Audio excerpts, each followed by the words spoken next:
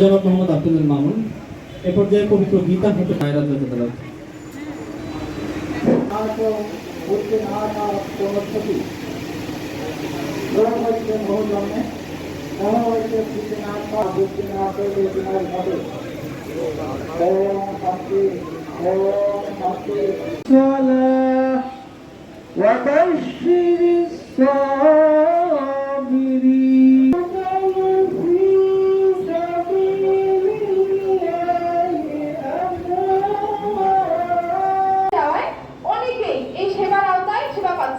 আপনারা legal add অফিসে আসবেন।